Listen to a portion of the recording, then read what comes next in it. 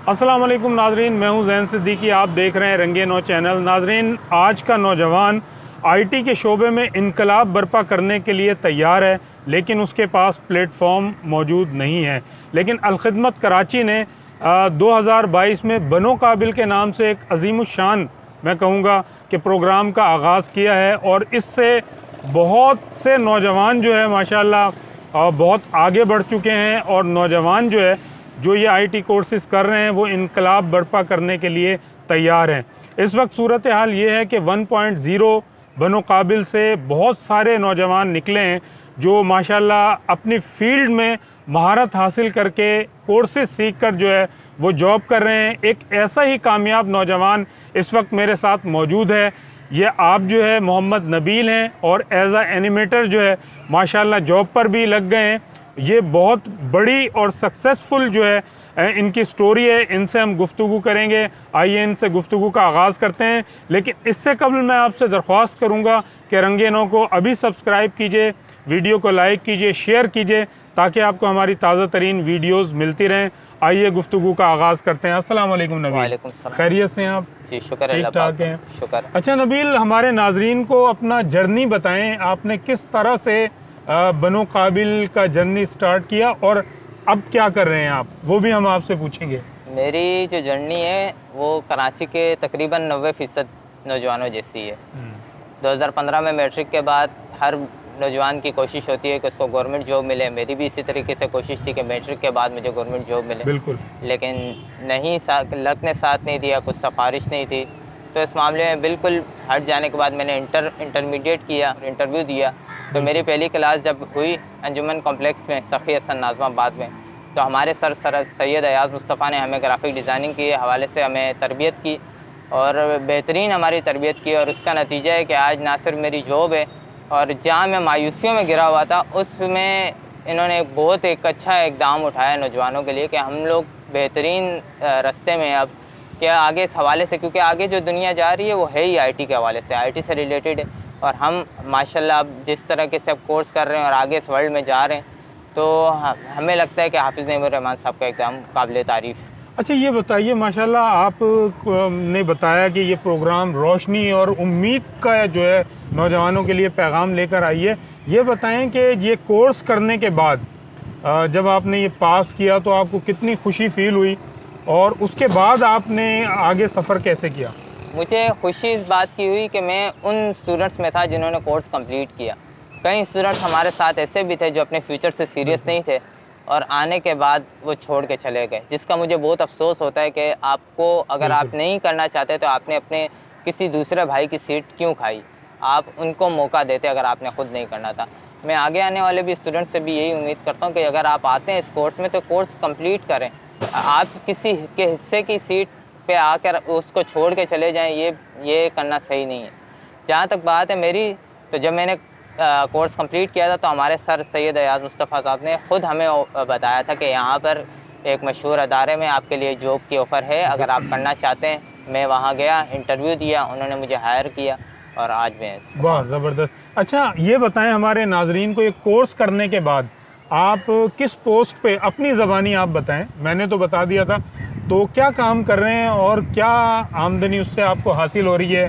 तो बेशक आप हज़ारों में बता दें, बहुत से लोग आमदनी नहीं बताते। नहीं, हज़ारों में तो जो है वही क्या है। क्या आप देखें, फील करते हैं? अगर कोई इंसान ये सोचता है कि अगर मैं कोर्स करने के बाद डायरेक्ट लाखों हासिल करना शुरू कर दूंगा तो ये इसकी बेवकूफ़ी है। ऐसा हकीकत में फ़िल्मों में तो हो सकता है, हकीकत में ऐसा कोई भी नहीं है।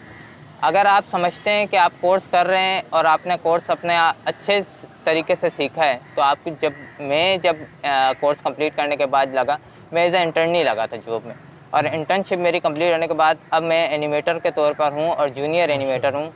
तो इस वक्त मेरी सैलरी 25,000 है।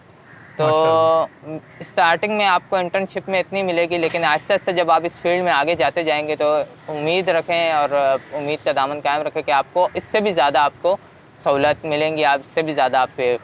लेकिन नबील ये तो चलें आपकी एक तनख्वाह हो गई ना, एक अलग से आपने एक काम कर रहे हैं, लेकिन आप ग्राफिक डिज़ाइनिंग में फ्रीलांसिंग भी तो कर सकते हैं, जो आपके पास वक्त मिलता है, वक्त बचता है, उसमें आप जो है अपना प्राइवेट काम भी कर सकते जी हैं। हाँ, ज़रूर। ये तो वर्क ऐसा है कि आप घर बैठे, अगर जैसे लेडीज़ है हमारे यहाँ की, वो कुछ लेडीज़ ऐसी होती है जो घर से बाहर नहीं निकल सकती। ये बिल्कुल। वर्क ऐसा है, आप घर में बैठे इससे पैसा कमा सकते हैं, बजाय बिल्कुल। इससे इसमें आपकी कोई मजबूरी नहीं, आप फ्रीलांस से आप अच्छी तनख्वाह उठा सकते हैं घर बैठे। अच्छा, हमें ये बताएं, हमारे नाजरीन को जो नौजवान देख रहे हैं हमें, और जो आगे बढ़ना चाहते हैं, इस फील्ड में आना चाहते हैं, ग्राफिक डिज़ाइनिंग के बहुत सारे जो है नौजवान जो चाहते हैं कि हम करें, उनके लिए बताएं कि इसमें कितना स्कोप है अगर वो इस फील्ड में आगे आना चाहें। देखिए, ग्राफिक डिज़ाइनिंग में अगर आप आना चाह रहे हैं तो माइंड को सबसे पहले तैयार रखें कि आपका माइंड उसके हवाले से तैयार है या नहीं है।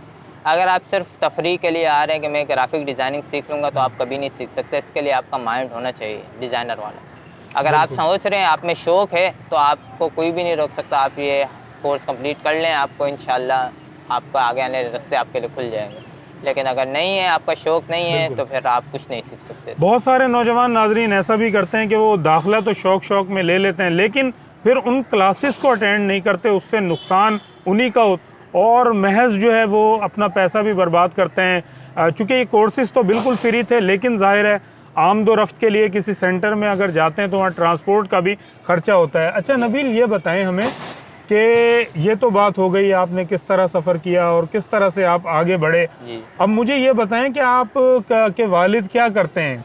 मेरे वालिद साहब पाकिस्तान आर्मी से रिटायर्ड हैं, सिपाही थे, माशाल्लाह। और अभी वो घर पे ही होते हैं ज़्यादातर। तो इन्होंने सिक्योरिटी कंपनी में अब काम करते हैं। अच्छा, आम जिंदगी आपकी कैसी गुजर रही है, हमारे नौजवानों को बताएं ताकि उनके अंदर भी आगे बढ़ने का जो जोश है और जज्बा है वो थोड़ा सा और परवान चढ़े।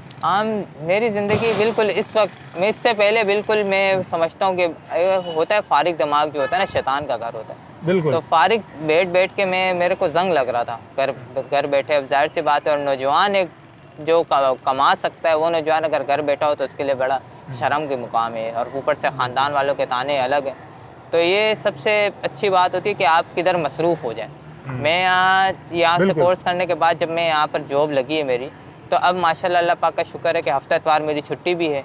और जब जहाँ तक ये जॉब के हवाले से है, तो मैं इसमें शौक़ से आया हूँ, तो मुझे वक्त गुजरने का एहसास भी नहीं होता। मुझे पता भी नहीं लगा कि मैंने किस तरह टाइम गुजर गया, किस तरह मैंने कोर्स कंप्लीट कर, कब मैं इस मुकाम पर आ गया। अच्छा, एक बात मैं और भी पूछूंगा, हाफिज़ नईम साहब IT यूनिवर्सिटी बनाने जा रहे हैं, कह रहे हैं 1 साल के अंदर इंशाल्लाह जो है वो IT यूनिवर्सिटी बन जाएगी। तो इसके बारे में आपके जहन में क्या ख्याल उभरता है? क्या ये बहुत अच्छा अमल है?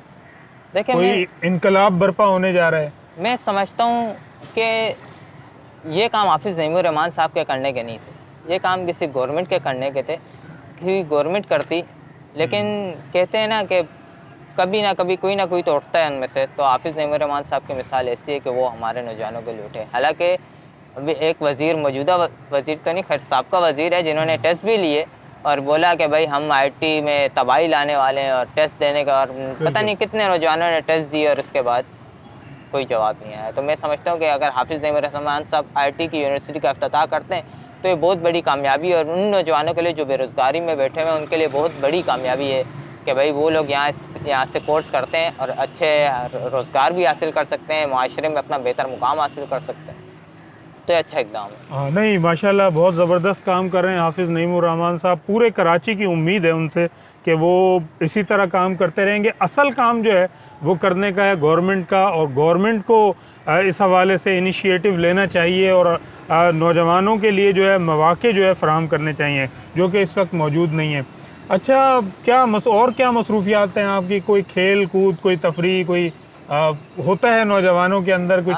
खेल और तफरीह के जरासीम भी होते हैं। सैटरडे संडे छुट्टी होती है तो क्रिकेट वगैरह खेल लेते हैं, नहीं तो ऐसा मोटरसाइकिल का काम मैंने सीखा था, तो दोस्तों वगैरह की बाइकें वगैरह सही कर लेते हैं। तो भाई ये काम है, सैटरडे संडे जब फ्री होते हैं तो यह काम कर लेते हैं, फ्रीलांस के तौर पे अगर कोई काम मिल जाए तो। अच्छा, नौजवानों को आप क्या कहेंगे, एक पैगाम दें? आजकल के नौजवान जो है अपने वालिदैन की जो उम्मीदें हैं, उनकी आरज़ू हैं, ख्वाहिशात हैं, उनको किस तरह से पाए तकमील तक पहुँचा सकते हैं ताकि जो है उनको इत्मीनान हो कि हमारी औलाद जो है आगे बढ़ रही है, पढ़ रही है, लिख रही है, इस मुल्क की तरक्की के लिए आगे आ रही है? सबसे पहली बात तो माँ बाप को खुद अपना सोचना चाहिए हम अपनी औलाद के साथ क्या कर रहे हैं। बिल्कुल। सबसे ज़्यादा गलती माँ बाप किस में आ जाती है कि आप नहीं देखते आपकी औलाद को शौक़ क्या है, आप उनको नंबरों पे डिपेंड करना शुरू कर देंगे कि भाई हमारे बच्चे के नंबर कम है। ये नहीं देख रहे कि उसको शौक़ किस चीज़ का है, वो किस फील्ड में जाना चाहता है। नहीं, आप अपनी मर्ज़ी उस पर डाल दें। माँ बाप की सबसे बड़ी गलती है कि आप अपनी औलाद की खुशी नहीं देख रहे, आप अपनी औलाद पे दूसरों की मर्ज़ी थोपना चाह रहे। तो मैं समझता हूँ कि अगर नौजवान अगर आपका बच्चे को अगर कोई शौक़ है तो आप सबसे पहले तो माँ बाप का फ़र्ज़ है कि उस शौक़ को पूरा करें। बिल्कुल। उसके बाद अगर औलाद आपकी औलाद, मैं बच्चों के लिए ख़ुसूसी तौर पे कहूँगा कि आप सबसे पहले अपने वालिदैन के फरमाबरदार रहें। अगर आप वालिदैन की नाफरमानी शुरू करेंगे, आप वालिदैन का कहना नहीं मानेंगे, आप ये समझेंगे कि वो तो उनकी पूरी ज़िंदगी, जिस ज़िंदगी में आप अभी आए हैं, उन्होंने अपनी पूरी ज़िंदगी गुजार दी इसमें, तो उनके तजर्बात से फ़ायदा उठाएं, ये आपके लिए सबसे बेहतर है। नाज़रीन, ये थे मोहम्मद नबील, इनकी आपने खूबसूरत गुफ्तगू सुनी। बहुत बड़ा पैगाम इन्होंने दिया है नौजवानों को, और ये कहते हैं कि भाई अगर आप आगे बढ़ना चाहते हैं तो आपके अंदर लगन होना बुनियादी शर्त है। अगर लगन नहीं है तो आप कुछ भी नहीं कर सकते। ये इनका पैगाम है, और ये समझते हैं कि आईटी की फ़ील्ड में नौजवान आगे बढ़कर इनकलाब बर्पा कर सकते हैं। इसी के साथ अपने मेज़बान ज़ैन सिद्दीकी को इजाज़त दीजिए। उन असातिज़ा को सलाम जिन्होंने इनकी तरबियत की, आईटी की तरबियत की, अयाज़ मुस्तफ़ा साहब खुसूसन, उनको मैं सलाम पेश करता हूँ। और उन तमाम असातिज़ा को जो इस तरह के नौजवानों को जो है माशाल्लाह कोर्स सिखाकर जो है इस सतह पर लेकर आ रहे हैं कि माशाल्लाह वो अपने पैरों पर खड़े हो चुके हैं। इसी के साथ अपने मेज़बान ज़ैन सिद्दीकी को इजाज़त दीजिए। दरख्वास्त तो मैं कर चुका हूँ कि रंगे नौ को ज़रूर सब्सक्राइब कीजिएगा। अपना और अपने अतराफ़ के लोगों का बहुत ज़्यादा ख्याल रखिएगा। इजाज़त दीजिए। अल्लाह हाफ़िज़।